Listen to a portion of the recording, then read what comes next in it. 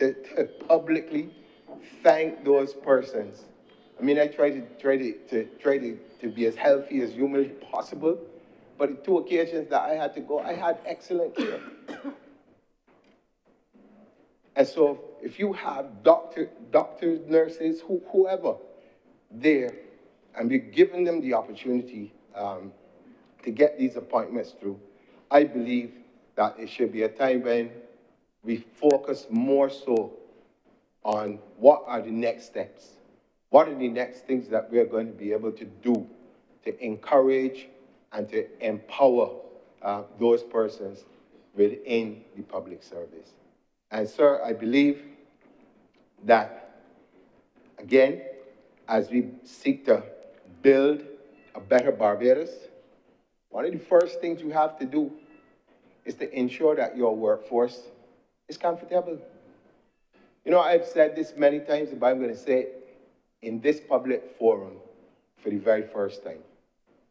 All across the globe, there are certain amount of sectors, when you look at them, they suffer the same problems. Teaching profession, medical profession. You could possibly look at police service. The problems are usually all the same. Underpaid, overworked, highly criticized. But there's one important thing that we continue to miss. And I want people who are listening to this debate to listen to me. If you don't listen to anything I ever said in my life, listen very carefully to what I'm going to say now.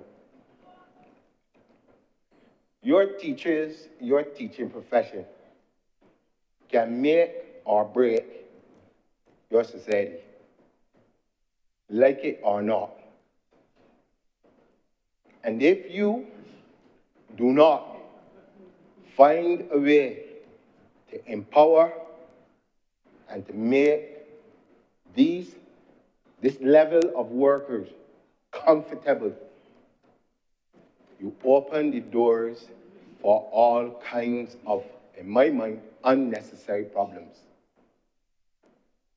Secondly on that list, you go to your security forces. There are jurisdictions across the world where people complain every possible day about the likelihood, in some cases, and the actual happenings of corruption within things like police force, immigration, customs, and all of these kinds of areas where you can have problems. The same rule of thought applies to those parts of government. Pay properly. If you can't pay properly, you incentivize, but you do whatever it is that is necessary to ensure that when these persons wake up in the morning or at night, go to work, that they are comfortable. And I'm going to repeat that again. You do whatever you have to do to ensure that these categories of workers in your society are comfortable. Because the problems that societies have all across the globe are the same in these particular areas, based on the fact that oftentimes they are underpaid and overworked. Like I said, we've done as much as we can as a small economy, and I want people to understand that also when they're making these comparisons. You don't compare a Barbados to a United States of America or an English economy or Switzerland or Norway or Japan. You just can't. You have to bring things of similar scale when you're discussing these types of issues.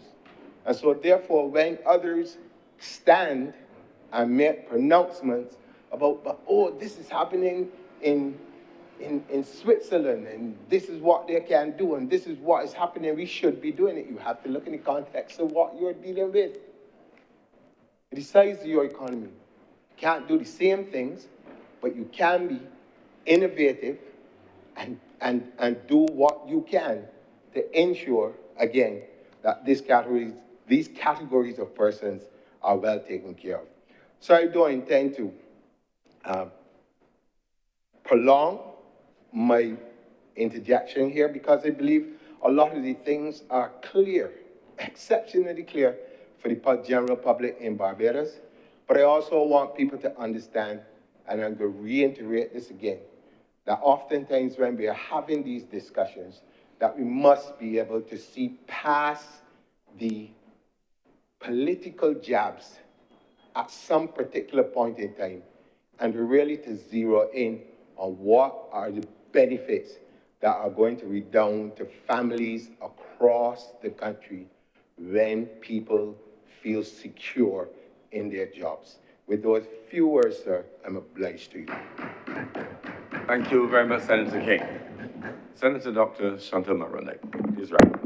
Thank you, Mr. President. And let me also thank all of the honourable senators who spoke on this bill. I believe that the breadth of the issues that were discussed demonstrates, Mr. President, the importance and the concern with the public service and how we make sure that we have a public service, one, like I said before, that is going to be fit for purpose for a country as it develops, but also as well showing concern for the actual public officers, the actual public servants who work within the various ministries and departments.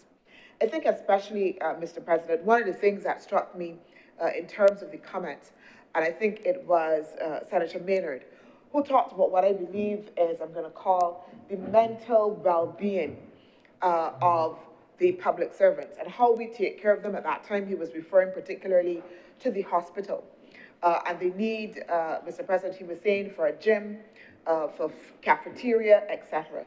And I believe that that is an extremely important concern because clearly, and I believe as well Senator King was suggesting, we have officers who are working under tremendous stress. And Senator Maynard, in a previous discussion in this chamber, I've advised that under the expansion of the Queen Elizabeth Hospital, that one of the things that you will see is indeed a gym and also the introduction of a nursery.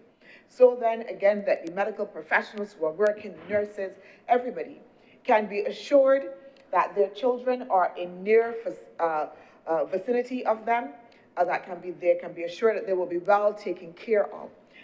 And that is also one of the reasons that we have reintroduced, Mr. President, the discussion around long leave for our teachers and also our nurses, Mr. President, because we understand that working, again, in highly stressful environments, that you do need an opportunity to be able to step back and to be able to reset. And that is something that these professions in particular have been talking about for quite a while, have been asking for. And this government is again seeking to be able to deliver, not as a gift, but because we understand that taking care of the mental well-being of our public servants is also important and is also part of our duty as well.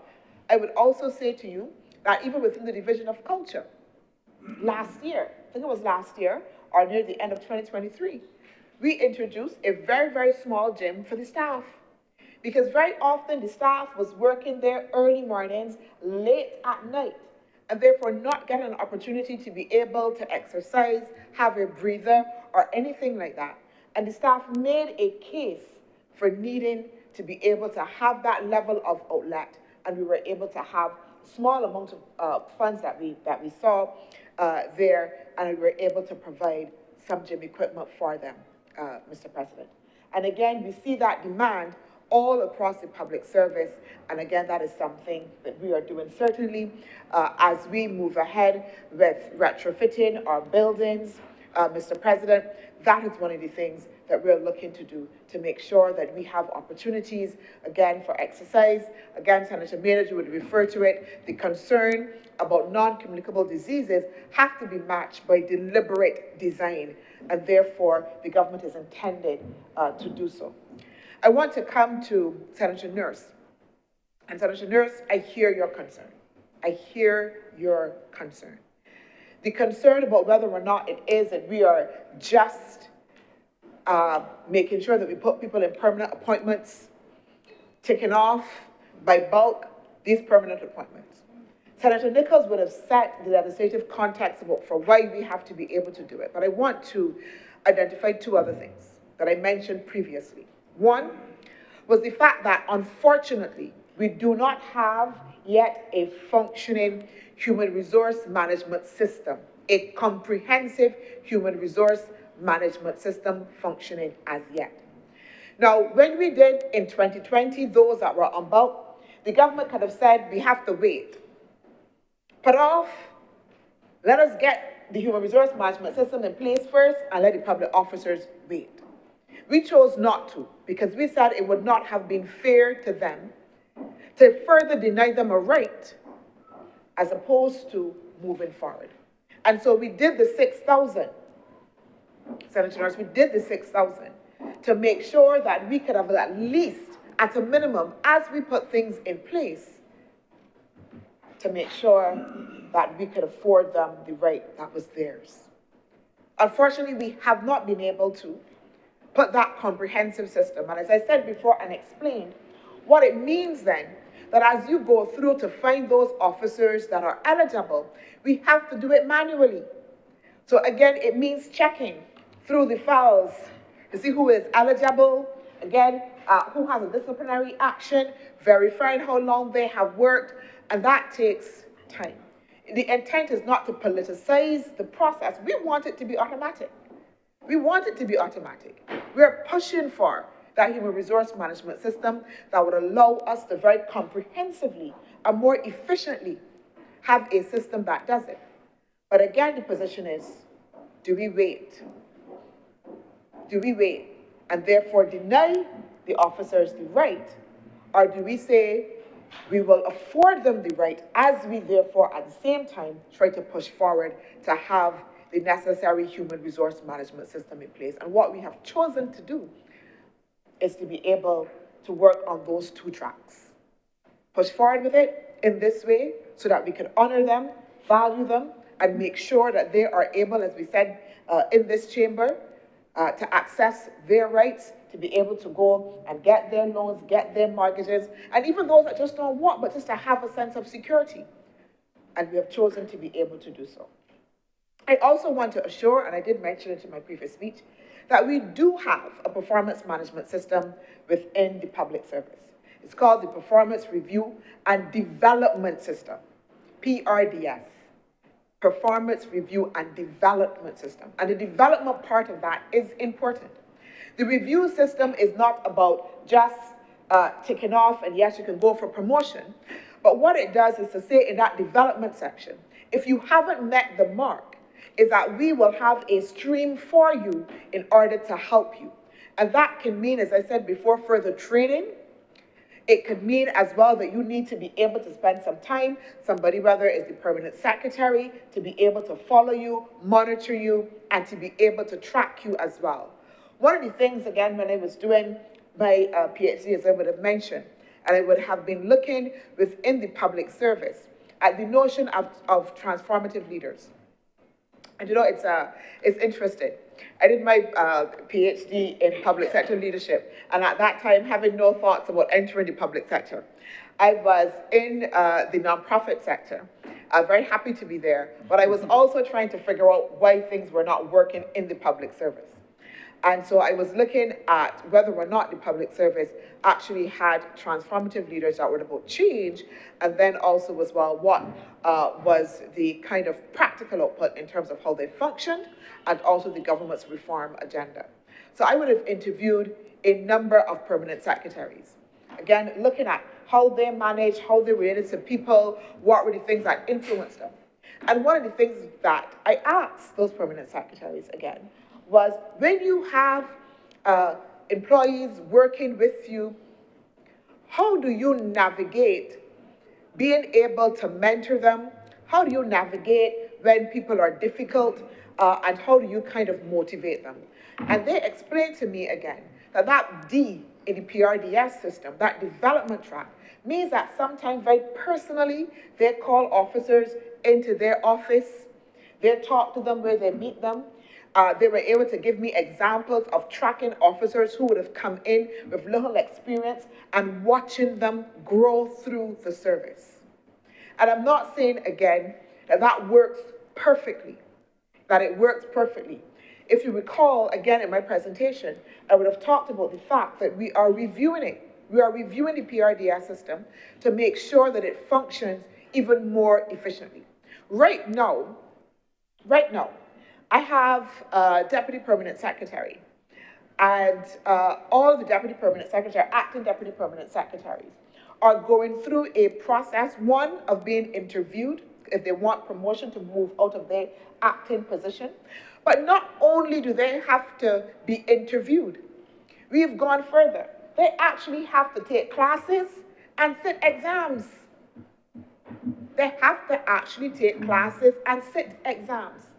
So it's no longer a thing of, okay, somebody sits in an interview and you can talk well, and therefore you're going to automatically get the promotion over the person who cannot talk as well. But that the process is now becoming more rigorous for promotion. And again, that promotion tied then with your performance review. I also want to point out, because a comment was made here within this honorable chamber, that it is not us as ministers. I do not sit in on anybody's performance review. I do not sign off on anybody's performance review. None of the ministers in cabinet, Mr. President, signs off on anybody's performance review. It is not a political process.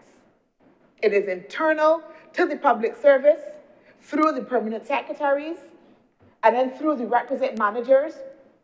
And that is how the process goes. The difficulty, and I think it was mentioned here by Senator Dr. Connell, is that we have a culture within Barbados in which we don't like to tell on one another. That's the truth that we got to be able to face. So we want efficiency, we want performance, we want people to be graded.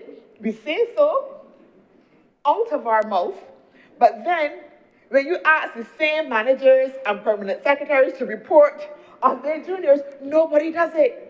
And that is not something that the political class can get involved with or have any say about. We end up, Senator King, with who we end up with. And it is not us, Mr. President, who moves people, who gets people transferred. That happens within the public service that is independent. That is independent.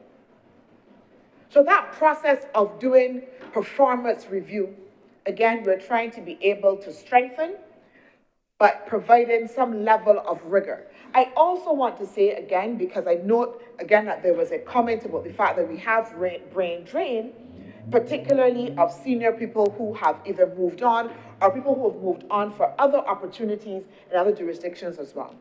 Mr. President, over the last 2 years, you would have seen, Mr. President, that we have promoted several new permanent secretaries, several new deputy permanent secretaries as well into positions in order to be able to fill some of those positions. And we know that there has to be a transition, Mr. President. There has to be a transition period. And that is why, again, we are investing in greater training of those persons that are coming on. It is inevitable. Mr. President, after I work in the public service for 50-something years, I want to go home with my grandchildren. I might want to go and get some coal somewhere and see something else. It is an inevitable transition. Some people will leave, Mr. President. Some people want to go home because they're tired. But what we have done is to seek to be able to make sure that we can begin to fill those positions and do the level of transitioning that is necessary to have a public service that then allows us then to be able to be refreshed, Mr. President.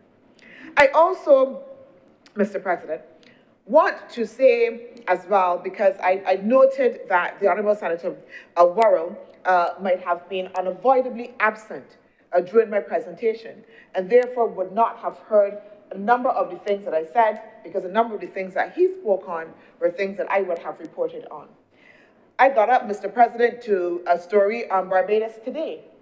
Barbados Today, in which Barbados Today reported, and their headline was, Mr. President, milestone moment for new police constables.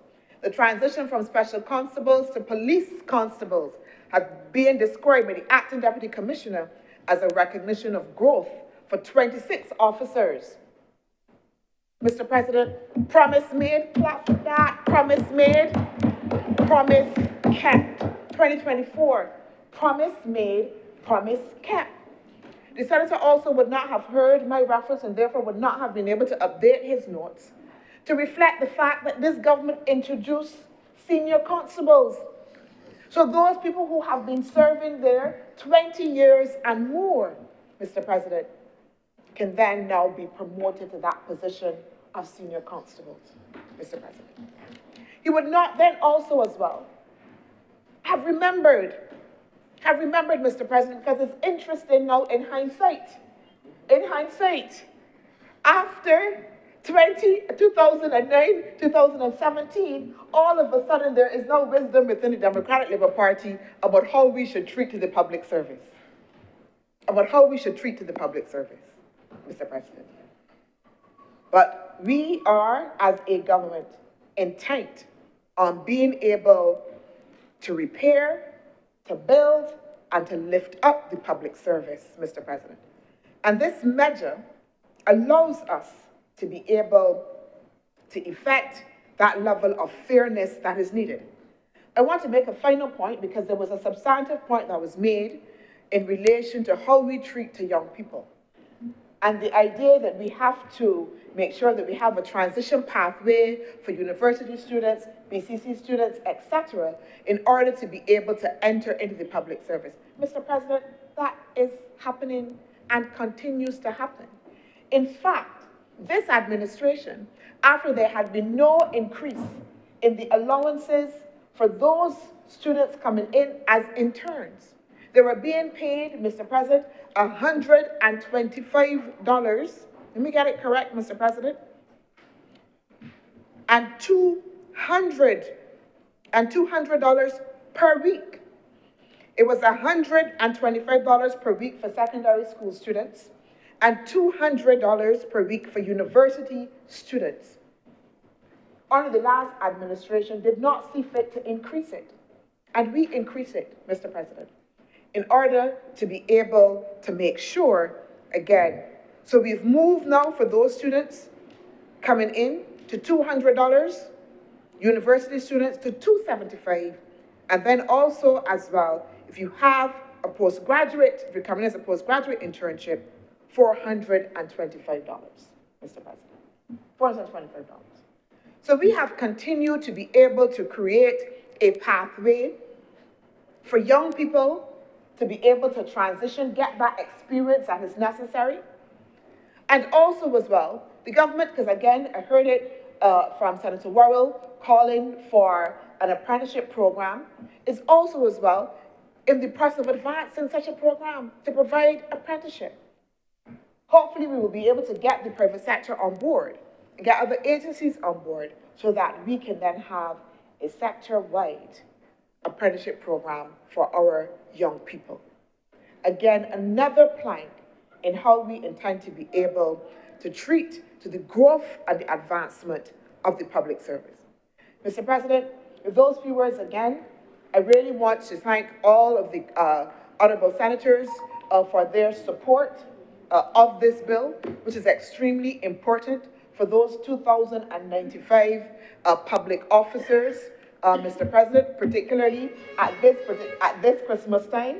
And I want, Mr. President, to beg that this bill be read a second time. The question is that this bill be read a second time. Will those honorable senators in favor please say aye? Aye. Those against please say no. The ayes have it. Mr. President, I beg to move that your honor do not leave the chair and the Senate resolve itself into committee for further consideration of the bill.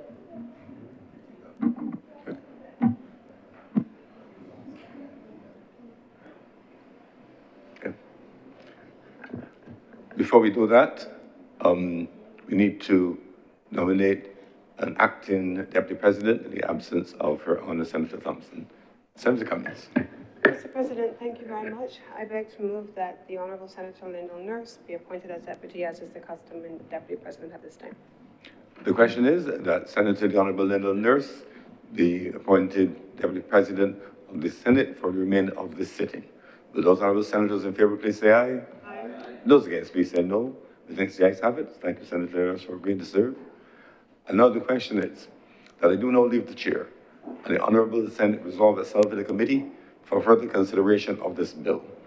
Will those honorable senators in favor please say aye? Aye. Those against please say no. Methinks the ayes have it.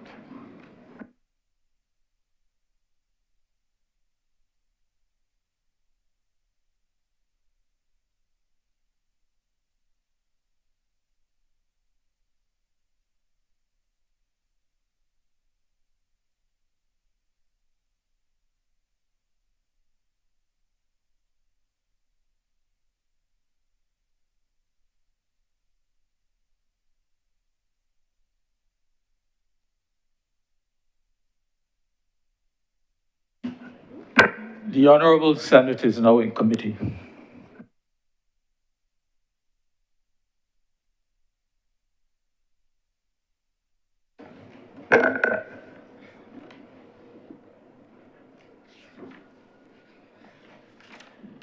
Mr. Chairman, clauses 1 through 5.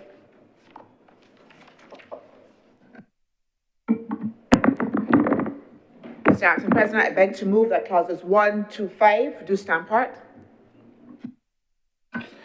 The question is that clauses 1 through 5 do now stand part. Will all those honorable senators in favor please say aye? Aye. Those against, please say no. Bethink the ayes have it. Clauses 6 through 9. Mr. Acting President, I beg to move that clauses 6 through 9 do now stand part. The question is that clauses 6 through 9 do now stand part. Will all those honorable senators in favor please say aye? Aye. Those against, please say no. Bethink the ayes have it.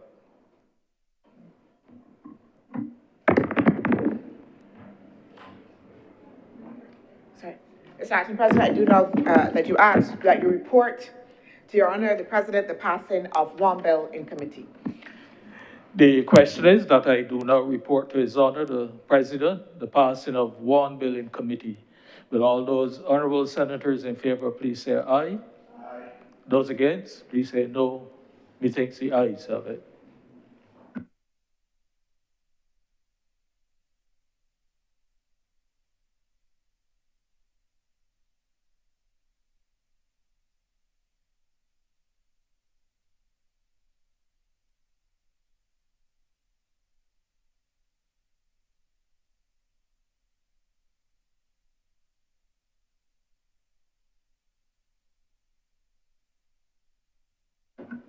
The Deputy President has reported to me the passing of one bill in committee.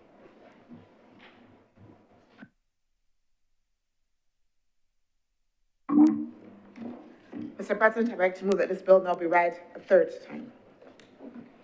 The question is that this bill be read a third time. Will those honorable senators in favor please say aye? Aye. Those against please say no. Methinks the ayes have it.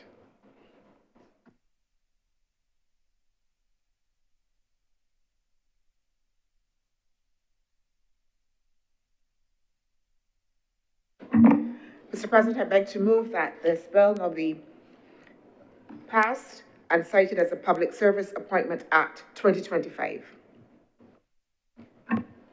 This is a constitutional matter. In order to confirm the 2/3 majority, we will have the clerk call the individual votes.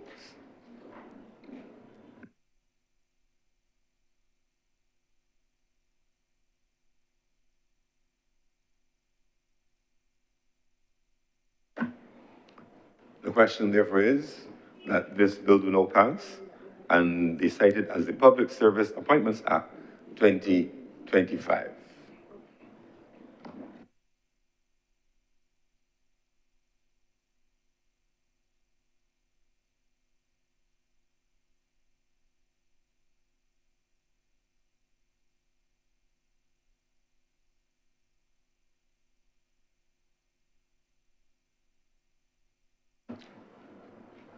All those in favor?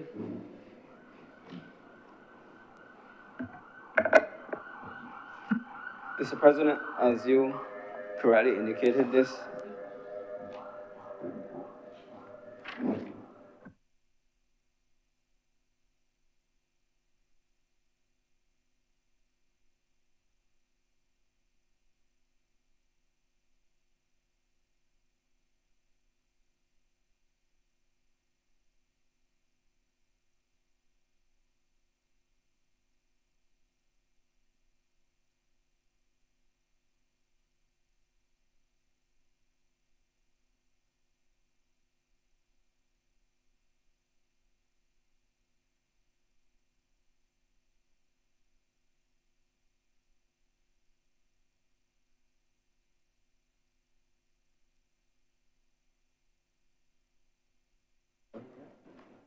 Mr. President, we are just awaiting another member coming online.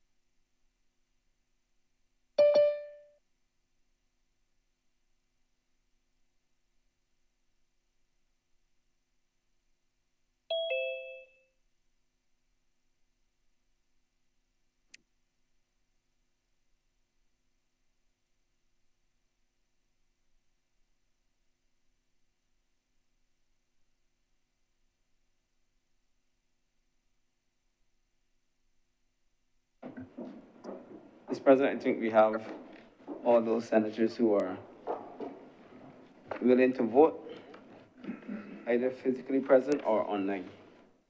As you quite rightly said, this vote requires a two-thirds majority under Section 49 of the Constitution. Please proceed. Senator Cummins, Yes? Senator Reid, Yes. Senator Dr. Monroe Knight, Yes. Senator King, Yes? Senator Paris, Yes. Senator Boyce, Yes. Senator Nichols, Aye. Senator Robert Morris. Aye. Yes.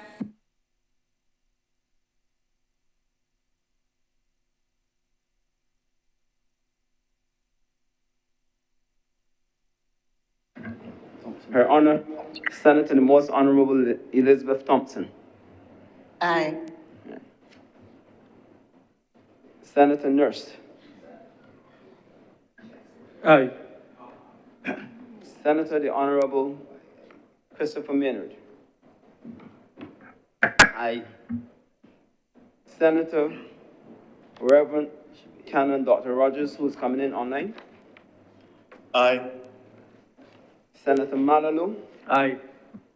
Senator Dr. Connell, Yes. Senator Worrell, Aye. Senator Walters, Yes.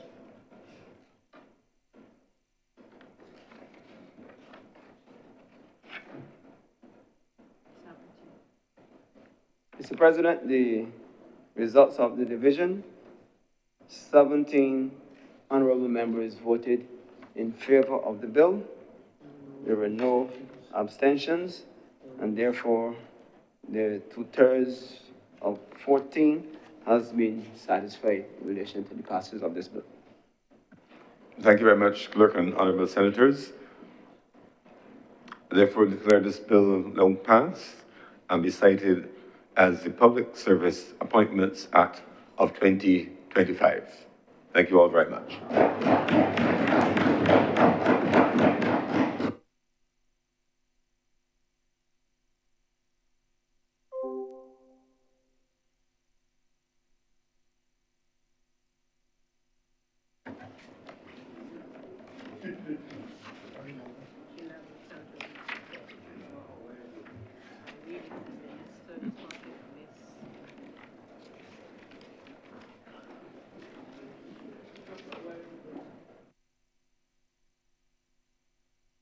Item 11, sir.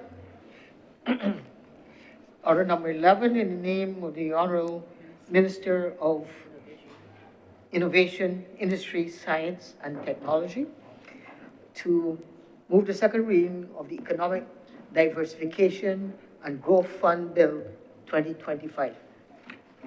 Senator the Honorable Jonathan Reid.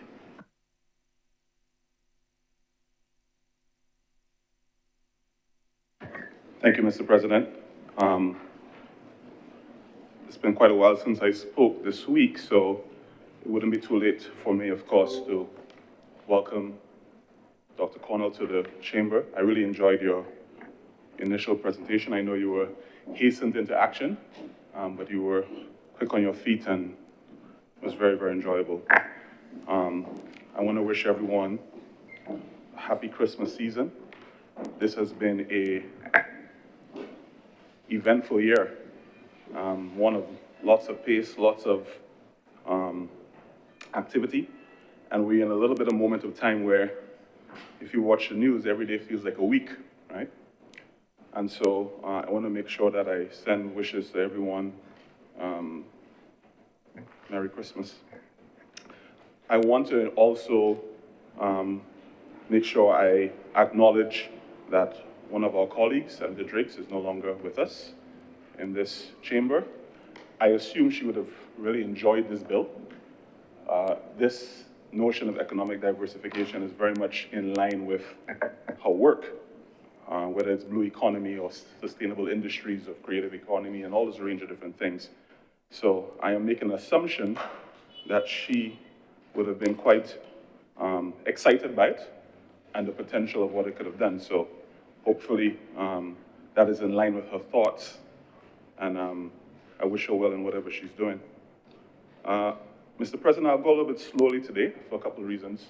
One, I'm a little bit surprised by the public debate around this. It is, I think, a sound and, quite frankly, innovative bill. And I'll go through details why I think such. And also, I can't quite call him my friend, but hopefully we'll become good acquaintances. Senator Worrell, and the first time I spoke, you remember, Mr. President, he took almost predatorial glee at my innocence and naivety of not going for quite details on every single nook and cranny of the bill.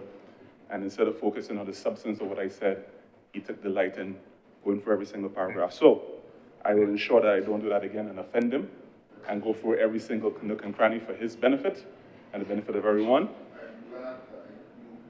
Oh man, I'm here to learn. Thank you for being such a stellar teacher. And so, yeah, of course, it's Christmas, you know. And you know, I'm a voracious reader, Mr. President, like I know that you are. And there's a book that I like quite a lot that's called Start with the Why, Simon Sinek. But you know, today we'll do a little different and we'll start with the what. And the what is really a bill that I think it's just a highly tactical tool to face the reality of the business world where it is. The Economic Diversification and Growth Fund is the name of the bill. The fund is quite clear. What it says is it intends to do. It wants to increase employment, to leverage and qualifying companies who have the capacity to stimulate economic growth, and of course, boost employment, boost foreign earnings. It's very, very clear in what it's trying to do. It's very, very clear in what it deems as a qualifying company, one that does real business, one that does global business, one that has a presence in Barbados. It's very, very clear on the size of the fund and how it's going to be funded. $225 million in total, which is spread at $75 million a year for 3 years. It's clear where the money is going to be coming from. It's very, very clear on the expectation of what companies will be doing, large emphasis on economic substance in Barbados. It's very, very clear on the governance structure around it. It has the Director of Finance and Economic Affairs as the chair. It has the Governor of the Central Bank as the deputy chair. It indicates that the CEO of Invest Barbados and the CEO of Export Barbados are also on the committee, as well as 2 persons with finance and business administrative experiences as appointed by the minister. It's very, very clear on that. It's very, very clear on what it expects the committee to look at to see whether companies qualify for it. Headquarter type services, senior management type roles, coordination and shared corporate services. It's very, very clear on its expectations of hitting large targets in terms of foreign exchange. It's very, very clear on the scale of companies that it expects to have 100 persons working as either citizens or permanent residents in this country and employed for at least 7 years. It's extraordinarily clear it's how it's going to operate around tax. It's very, very clear around its administrative process and its auditing system. It's clear on what's the role of the accountant general, what's the role of the auditor general. It's clear that there's still room for the operations of the bill to come into effect through the minister bringing a schedule to make regulations to effect the act. It's very, very clear on all these things, right? And it's clear on, very powerfully, quite frankly, if the companies that qualify for it do not meet the expectations of the act, that the Minister of Finance could say, you have to return the benefits of the act. It's very, very clear. So, again, I'm not certain what the public, in some quarters, not many quarters, because I think not many people are studying it the way that, you know, it's being projected, but it's very, very clear on the framing of it, its intent, its purpose, what it's trying to do, what it's trying to attack, and what's it going after. Now, part of the reason I want to go slowly on this is I really want to kind of hide my glee. When I saw it for the first time in cabinet, I was ecstatic. I was like, I wish this was my bill, quite frankly, that this is a turbocharging of what the future economy of Barbados requires. That here is something that is designed to create jobs, foreign exchange, anchor real business in Barbados in a difficult time. I mean, what more exciting thing you could do from that? Mr. President, you know the Prime Minister well, and my colleagues to my left and right were in cabinet with me yesterday, where she described a lot of what her perspective was on the state of the world. And despite the fact that yesterday was one day away from Christmas, she was adamant that we are not to remove our foot from the accelerator, that no one has given Barbados a living, and we need all the competitive tools possible at our disposal to be able to be competitive. Mr. President, in this chamber and in other places, we speak a lot about countries that we consider to be highly competitive, right? So Malta, we love to talk about Singapore. I had the pleasure, Mr. President, this year of leading a delegation to Singapore. And Senator Cummings and Senator Monroe will tell you, when we go to such things, you know, you're competing with countries with 20, 30 strong delegations and you're there with 3 people. And it's the truth, if you're lucky, right? So there I was, and my counterpart there, Senior Minister of Digital Economy, Josephine Teo, she's a rock star in Singapore, so she's sophisticated and brilliant. And Singapore obviously is doing extraordinarily well in the digital economy. And how these meetings go is that you go to your first round of meetings, you get to make a contribution. If you make any sense, you get invited to the next meeting. If you make some more sense, you get to the smaller meetings. So I made a little sense, so I got to the smaller meetings. And she said, I like what you're saying, can we have dinner? I said, fantastic, I'd love to have dinner with you. So we're having dinner. She said, I like your Prime Minister, I like what you do, I like what you said, I like your vision for small island developing states. I like the idea of, you know, shared vision and really focus on people-centric development. I really like these things you're talking about. You know, how can we collaborate? How can Singapore help you? And she's having dinner, and she's drinking soup. And I said, okay, this is my moment to go for the kill. So I said, well, simply, I hold the responsibility for innovation, industry, science, and technology. That, in effect, represents 50% of your economy. It's about 12% of Barbados' economy. I love a trajectory where I get that to double in 3 years. One of the things that I would love from Singapore, and she's drinking the soup, is if you can identify one person from each sector that does very well for you and has deep experience in how you create your policies, your governance structures, your vision, your strategies, and second them to me. A quarter, we'll take care of it, we'll figure it out. I just want to learn from them. And she's drinking the soup and she doesn't answer.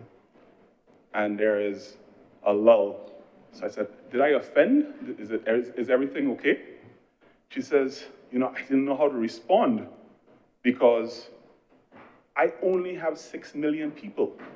I cannot lose a single one. And so I put my tail between my legs and be humble. And she said to me, and she went a little bit more detailed, she says, if I look around to me, I have Malaysia next to me, 35 million people. I have South Korea, 50 million people. I have Philippines, 115 million people.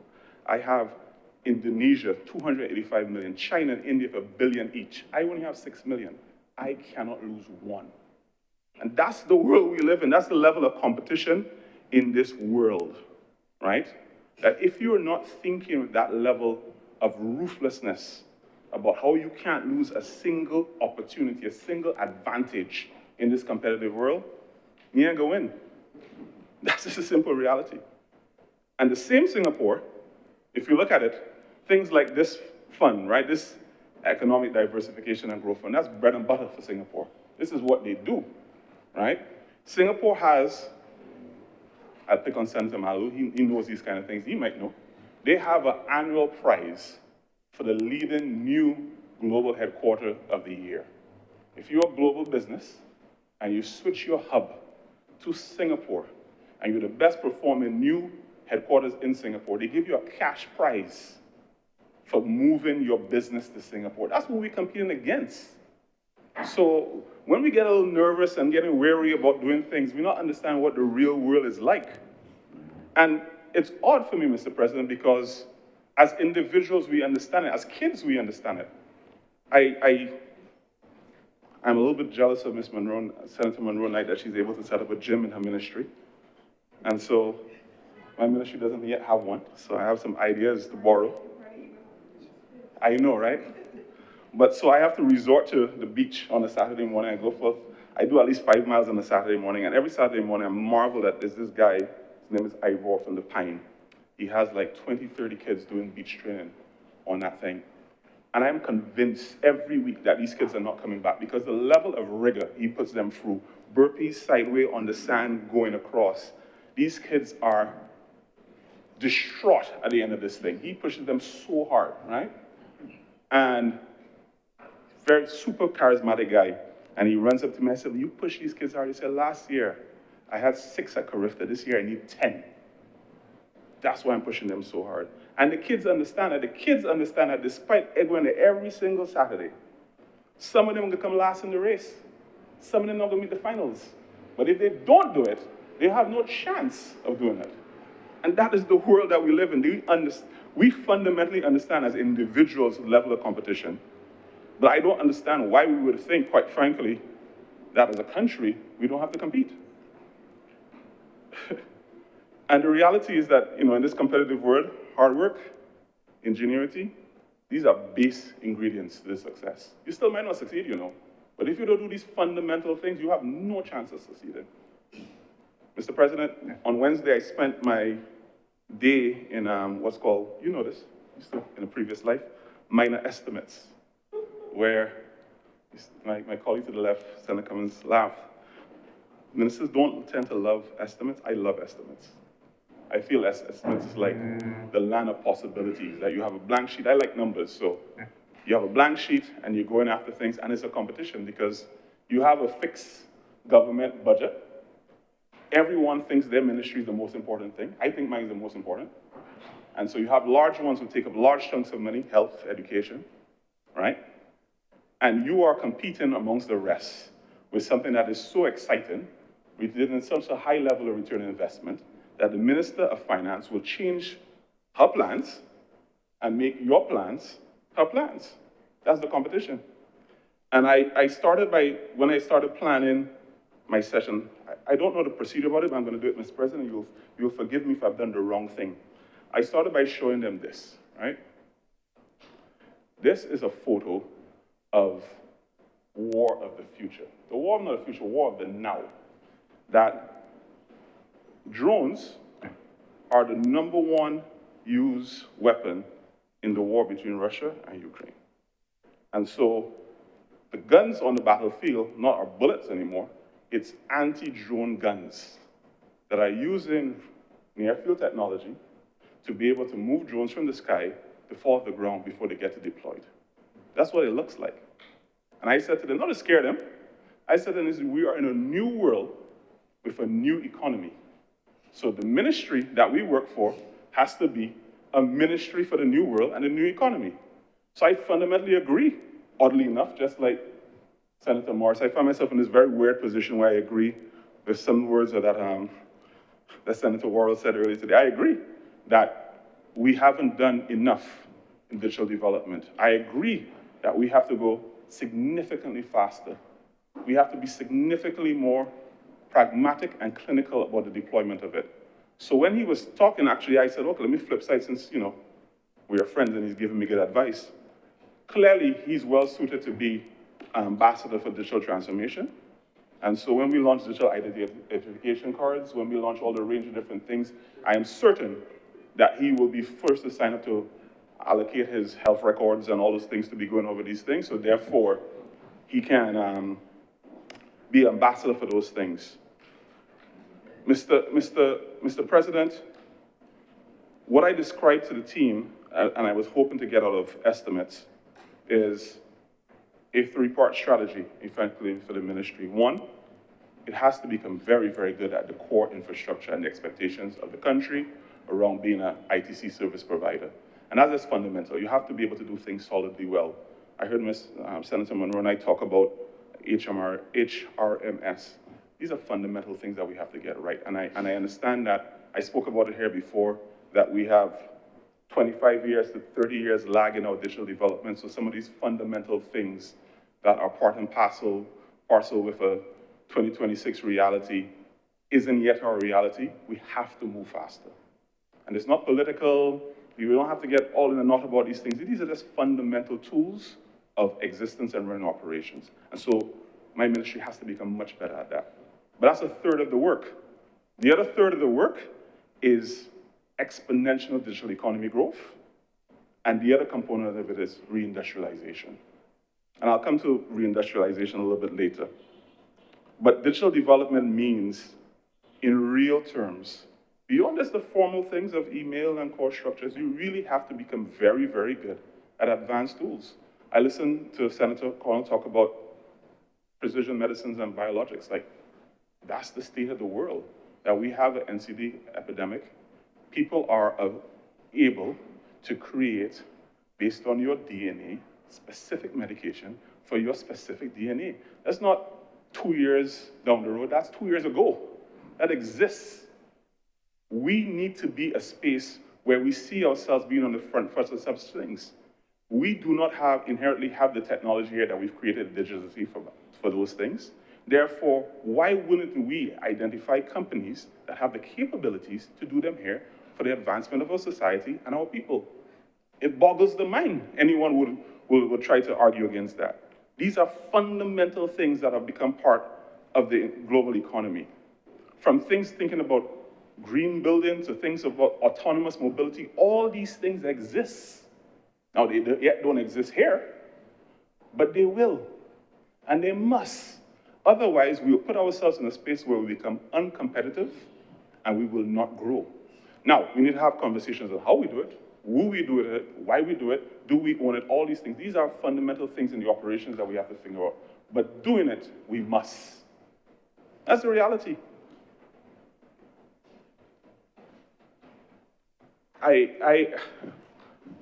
So I did have a bit of, again, Mr. President, I did have a hard time. I'm trying to watch my words and be generous with my language. I did have a hard time around the conjecture. I did have a hard time understanding the expectation of a small space to be highly competitive in a global world without tactical tools that will help you make good deals, to bring good business.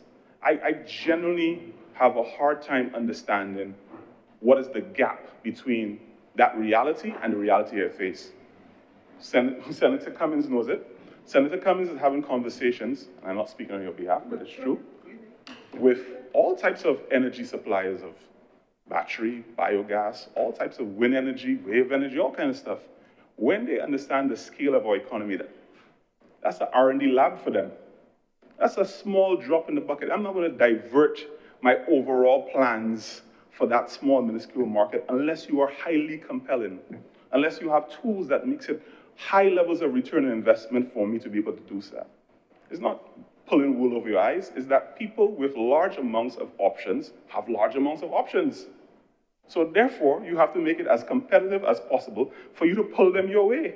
That is the reality of business. And so when I hear these things, I wonder if any of the persons going after it have ever done a deal. Have you ever gone on behalf of a major entity or your country, go in a room where someone doesn't know your name, who can't even find you on a map, and say, hey, I'm going to change my plans because you were compelling, you have something that's strong for me. That's the work that we have to do as Barbados. That's the work that the government does every single day. That's the fundamental component of what we do. And so I really do have a hard time trying to understand some of the components of the discourse.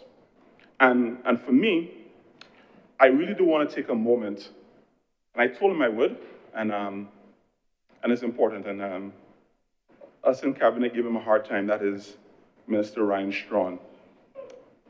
And because he's a good sport. And I say to him, imagine you are a villain for doing a fantastic job.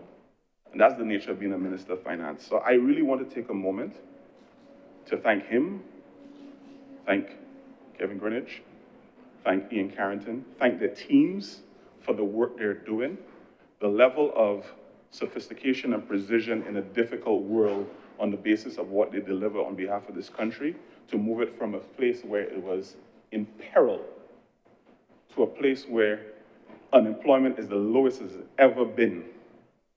From moving it from no one wanting to finance a single thing you have to having options to turning back money. From a place where you can have large corporations, large entities saying, hey, we like the path of how you run this thing. We will rest large amounts of capital with you to advance your country and your cause. I really do want to give them thanks and acknowledge the work they have done. And at the same time, on the flip side, and I can do this because I spend a lot of time with them,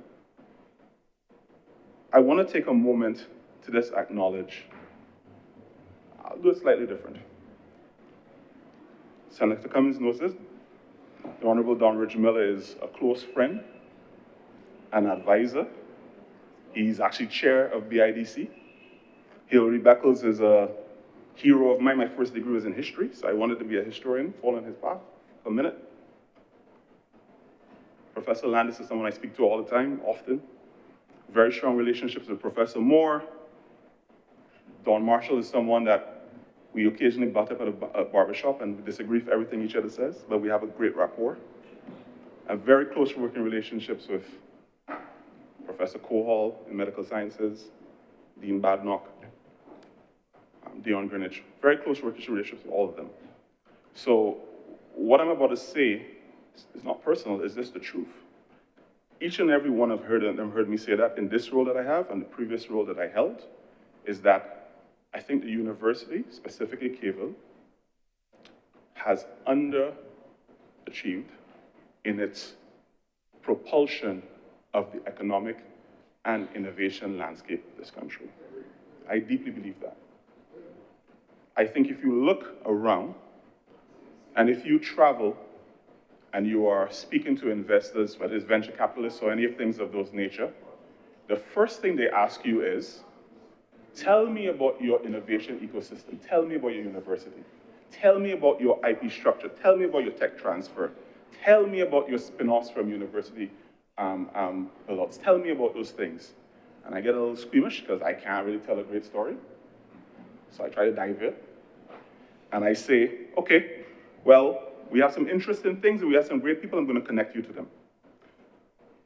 And the reality is, the world over, and the language was used in a recent article of indigenous innovation, I like that term, because that's the bread and butter of the things I did before, like Future Barbados, is not really from governments. Indigenous innovation comes from universities. It comes from Boston, it comes from California, it comes from Oxford, it comes from the university belt. They're the ones, your university professors are the ones that created new batteries and quantum computing and EVs and all the fancy things that we have now. This is university professors, that's what they do. They make spin-outs that do interesting things, whether it's using AI in radiology, all those kind of things. Those are fundamentally from university professors.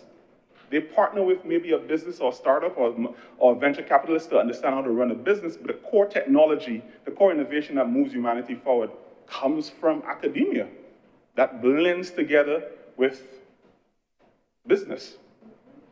And so we have a significant gap because we don't have a pipeline of that in Barbados and the Caribbean. I'm mindful, Senator Cummings, you had a previous role that was looking at thinking of the university as more of an innovation engine, but that's the reality. Now, I could do like everybody else and bellyache about it, but I didn't do that.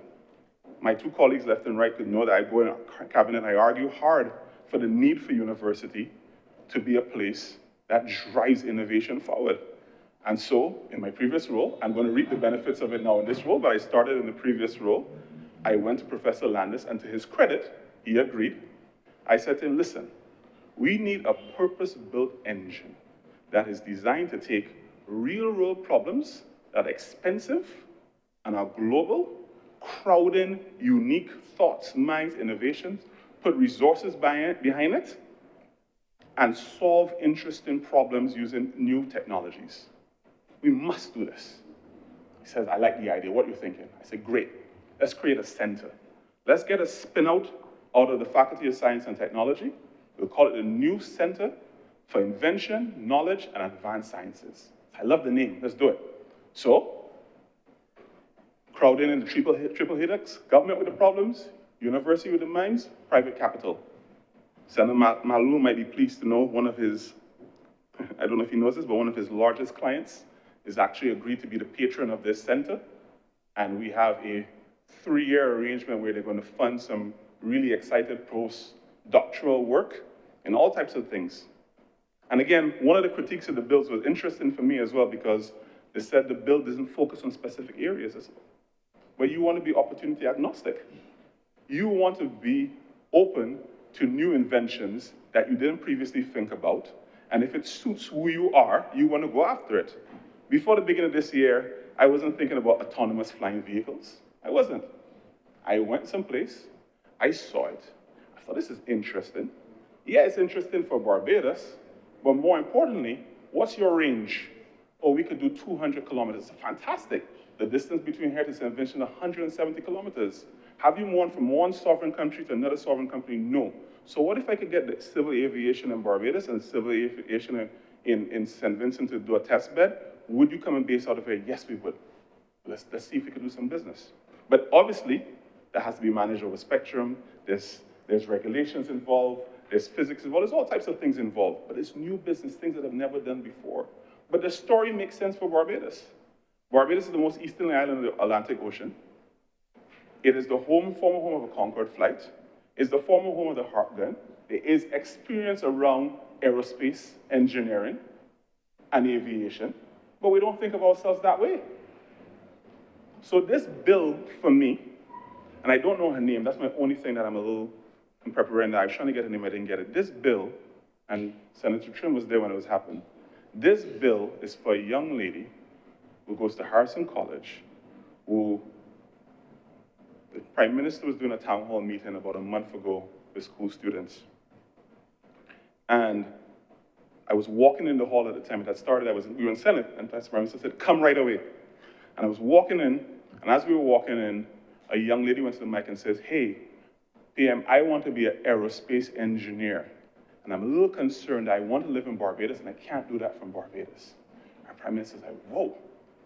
Well, you know, certain jobs you have to do elsewhere. We still going to make use of your services. Obviously, you can do things. Tell me what you do, and I speak to you. And it was a wonderful dialogue. But I told PM afterwards, frankly, I'm probably revealing a little too much. I didn't love the answer. I want the ability to have such a range of opportunities in things that we've never done before, that something like that could become possible for this young lady to work here. Exactly. We can't lose her. So can we build a program through something like this, where we have a R&D company around aerospace, ultimately seeing Barbados' opportunity because of a geographical location it has and has exploited in the past, but hasn't exploited in a long while, to then have a pipeline of some of the world's most high-in-demand skills on planet Earth, whether it's satellite deployment, whether it's aviation, all those things, huge opportunity. I don't want that answer that she gotta leave. I want to have a surplus of opportunities in areas that didn't previously exist, that someone like her could do well from Barbados. And that is going to require private capital coming in, new skills coming in, new type of companies coming in, new type of academic studies coming in. It's going to require new. This bill is about the new. This bill is not about the old economy. This bill is fundamentally about the new economy. The conversations that we've been having every single year about diversification, this gives a practical, pragmatic tool to actually make that happen. This is what we've been asking for. So I'm confused again, I really am. I actually don't think it's a real thing. I really think it's just 3-4 people having a conversation with themselves. Because anyone who goes to the substance of it fundamentally understands that this is an unlocker of immeasurable potential. And, you know, I have 2 daughters. One is 14, good friends with one of Senator Nichols' daughters. And she's got a CXCs that she's chosen her final 8 subjects. And one of the ones that she chose, which I love, she chose economics, right? So I like economics quite a lot. My father was an economist, and I'm not one myself, but I like what it can unlock and what it can do. And so we have these really cool conversations. And if anyone has a teenager, you dialogue, and you learn a lot from teenagers, right? You learn a lot from modern teenagers, and they're fearless. So she's like, I don't understand how the government economy works. I don't understand this thing you're talking about, budget. How does that actually work? So I said, well, it's actually really simple. The government says at the beginning of a financial year that it has a plan, series of plans, a program, and the program it projects is going to cost $5 billion in the case of this year. I said to her, well, that's the most a government program has ever cost. She says, well, why is it more? I said, well, Barbados has grown. It wants to do more things. It has more responsibilities. It has a higher vision of itself.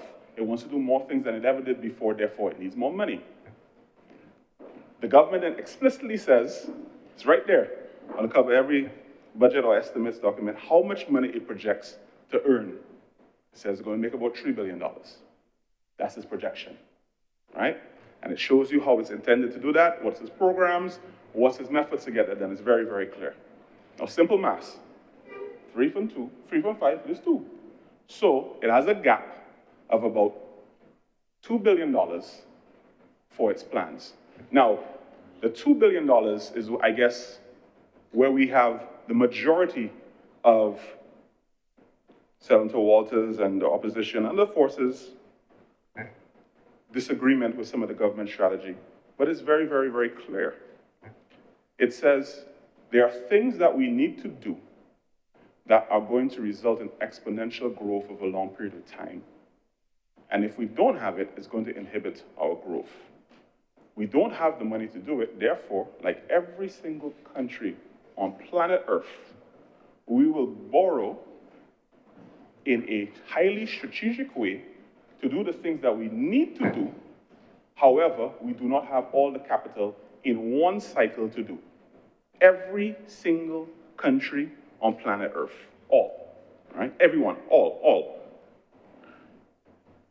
And it says, hey, there are things that we will not spend the money on. We will not spend the money on things that do not return high levels of productivity and growth. We will spend the money on things that drive the economy, drive options, drive safety forward, drive actual high value forward. It says it explicitly. It sits it down. And so I understand why there may be a little bit of trepidation that you come and you hear big numbers. 2 billion is a big number in a Barbados context, yes? So when you hear 100 million for this loan, or 300 million from them, and you see them coming at a specific time, you think, what are all these loans you need? But the reality of it is this. When the government sets out its financial year in April, it tells you it needs 2 billion. There's no entity that's going to give it all 2 billion one time. It has to spend a year, whether it was negotiations that had started 2 years ago, or things that started 2 weeks ago, negotiating with financiers, getting the best rates to finance projects that it says it needs that's going to come up to 2 billion. And it's fundamental. So I get the politics, but I assume the opposition senators have ambition at some time in the very, very distant future to be in charge of the Ministry of Finance. And they too, in the very, very, very distant future, will have to do this. And they will have to become good at it. Because every single Ministry of Finance on planet Earth has to do it. So when I hear the scoffing, half scoffing, not full scoffing, of $300 million alone for the QEH at 3% interest rate, I am honestly baffled. Because, I mean, that is as good a business as you can imagine yourself doing. Anywhere. It's unbelievable. Right? And so when you take a team that is able to have that level of financial savvy, that level of negotiating savvy, to be able to get those end results, you have to have a little faith in them. They've delivered. They are delivering. Are you going to agree with every single component? No. It's your right to disagree some components and certain strategies at some points, of course. But fundamentally, the performance is there for all to see. You live it. And we could go into some more details. We could talk about, foreign exchange. I listened to the conversation about foreign exchange and FX, and I find it odd that you work for an entity, in the case of Senator Walters, that is fundamentally a owner of a global brand that requires global IP, global inputs, global logos, global technology, global machinery to sell in a local market. All those things required foreign exchange, which you could not fundamentally do if your foreign exchange weren't healthy. You couldn't sell a single burger, not one, without foreign exchange. So the relationship between being a small island economy and foreign exchange is so fundamental. And that's the part I think we miss out and we lose track of. We're not Brazil, we're not Nigeria, we're not Russia, we're not the United States. We do not have a large enough domestic market and creative enough domestic activity. That means we can ignore a deep and sophisticated relationship and resilience, quite frankly, with foreign exchange. So you better be safe than sorry. So if we say, okay, well, you have too much foreign exchange, maybe we will frightened from where you had us in 2018. So we went to the other extreme. You had us frightened. So we put a little extra in the kitty. So we went extra cautious. Okay, maybe blame us for being a little extra cautious, but we ain't going back where we were. Because fundamentally, your relationship with foreign exchange as a small state is perilous. And I think we need to spend a little bit more time understanding that. Quite frankly, one of my only critiques of, and he's my friend, so I would say one of my critiques of Minister Strong perhaps is that, and we'll help him, Senator Cummins, I'll do a little bit more work in terms of public communications around finance, around the idea of helping a population understand the complexity of managing the economy, because certainly the opposition is doing a dreadful job with it. And so one of the things that I really want to get over the line, really want to get over the line, is that this fund is about ambition. This fund is about taking the economy and taking the job profile and taking the ability to create work and opportunities that this country hasn't seen before and making it real. This is fundamentally what this is about.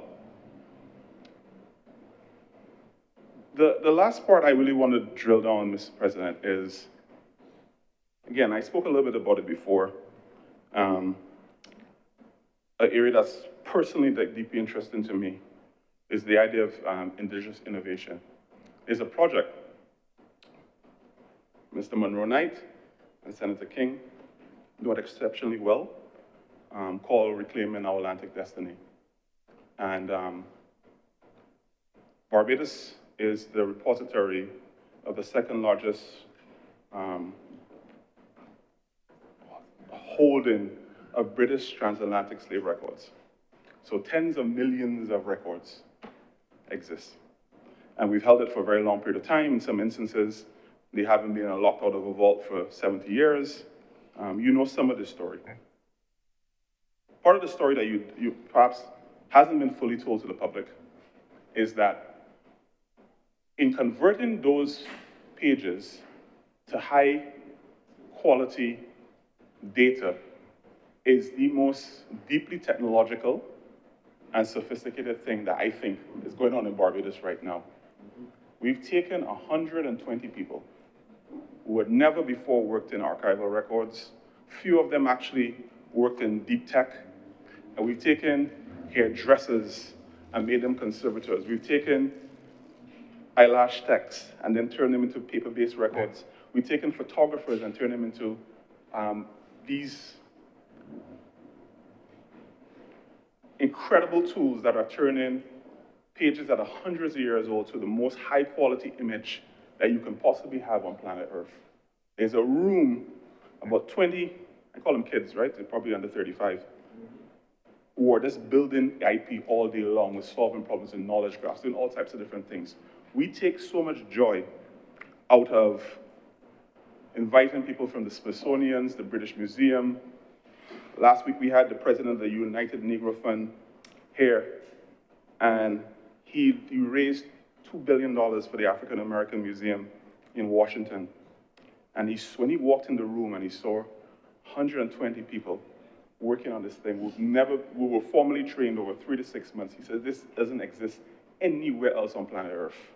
He says, you know you have, this is worth billions of dollars, what you unlocked. And I said, I know, that's why we're doing it. And so we are creating a level of indigenous innovation that is one of one from here.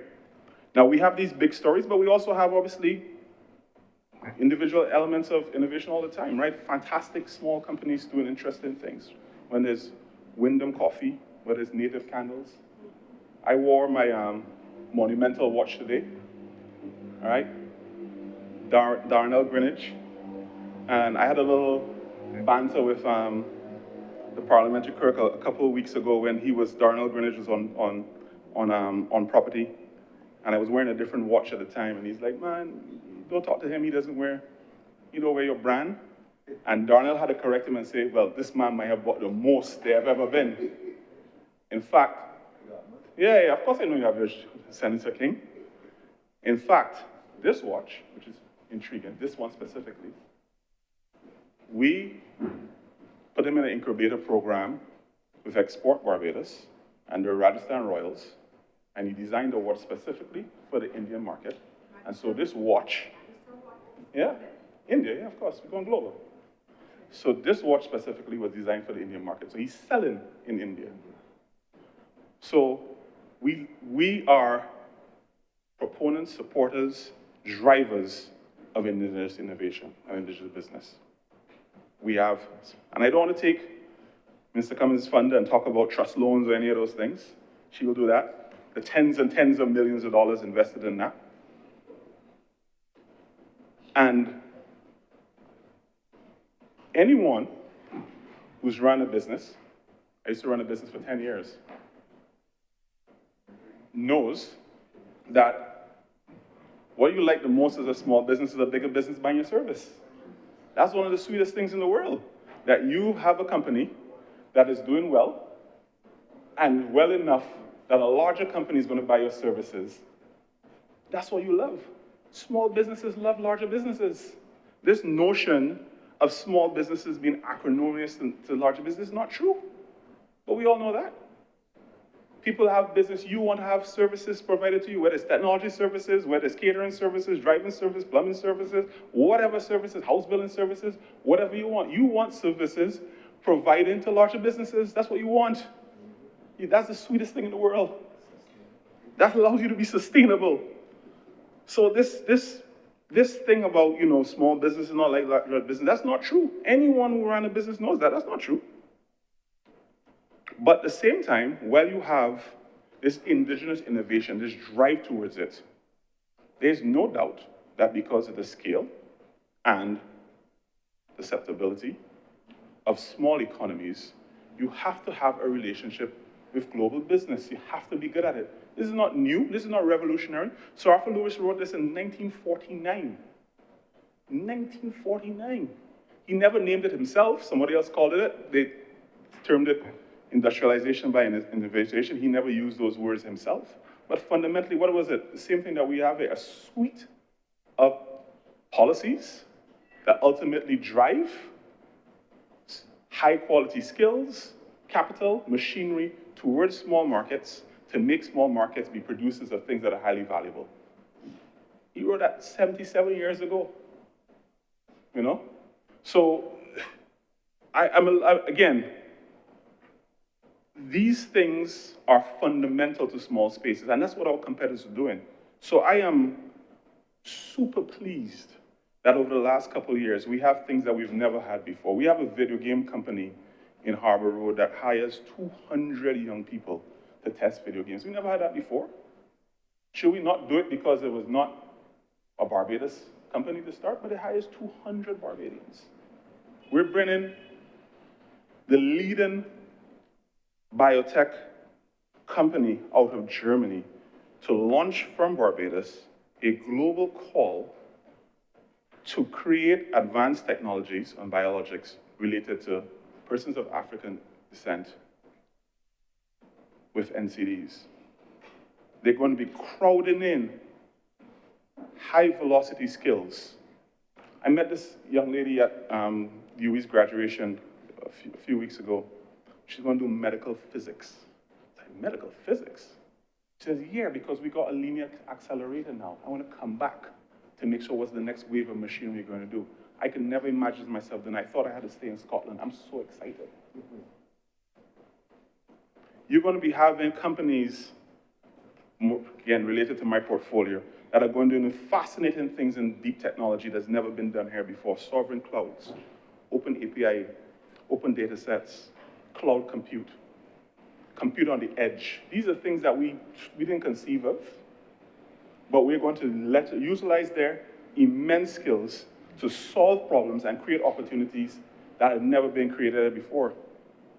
Senator Walters made this point I agree with, that 6% unemployment still means that they have 6% of people that are unemployed. I agree. I want it to be zero. I want to have a surplus of opportunities, that you're looking around for skills to fill incredible opportunities. And the only way you're going to do that is if you do new things. And countries have to put skin in the game to be able to do things. No one's going to give you anything if you don't put skin in the game. That's not how it works. You have to put in effort. You have to show resolve. What are you doing to make this a reality? How are you making this attractive for me? Because I can go anywhere. And that's the world.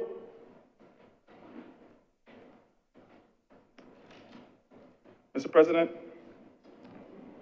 this bill isn't about talk. This bill isn't all this. I don't know. I don't know where this went off kilter, but the bill is absolutely clear and absolutely tactical and absolutely specific in terms of what it's trying to achieve. I'm not going to read all of it, Mr. President, and I don't know if you want me to submit it to the chamber, but there was a post written by the CEO of BIDC, Mark Hill, when some of the public debate about this came out.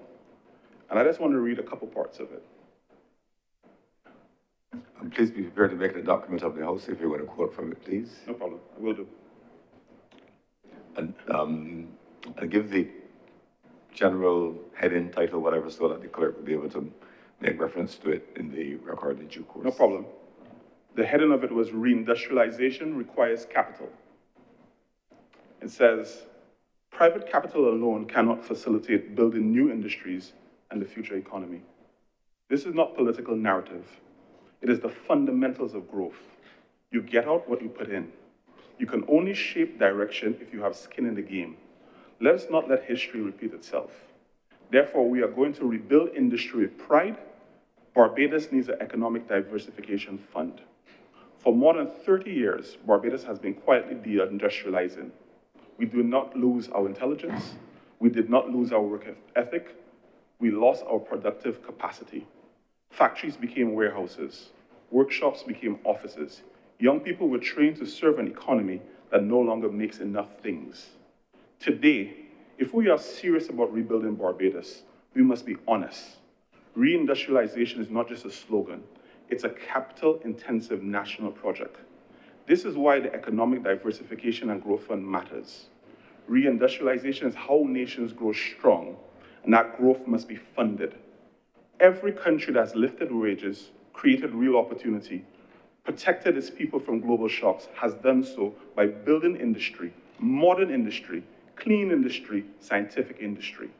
Industry creates skill where to pay jobs, earns foreign exchange, reduces imports, lowers the cost of living, builds assets that stays in the country, gives young people a future that they can see and touch. Reindustrialization is not about going backwards. It's about building the future properly. Therefore, it cannot be left to the market alone. I mean, I wish I wrote it. It is fundamental to the thinking and the ethos behind this bill. Mr. President, I am in full support of the bill. I think it is fundamental and clear what its objectives are, and therefore, I commend the bill to this House and beg that it be read a second time.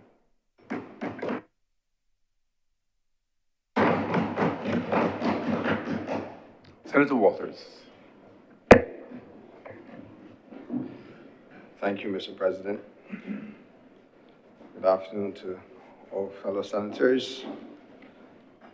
Mr. President, thank you for the opportunity to contribute to this bill.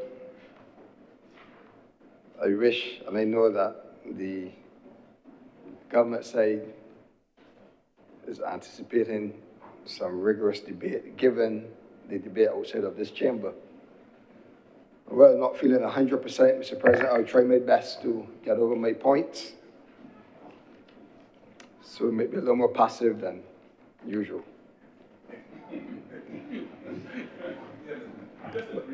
But Mr. President, the month of December is our Christmas season. We celebrate Christmas. Usually, the color of Christmas is red and white. The color of the Barbados Labour Party is red, predominantly. And today, the government is coming to give a gift, but a gift not to the people of Barbados, in my opinion, Mr. President, but to foreign wealthy business owners who will be gifted hundreds of millions of dollars out of the Treasury. So today I do not seek to talk about Clause 2 and Clause 3, and if the bill lacks clear definitions, if it is poorly drafted, if it has insufficient guardrails, or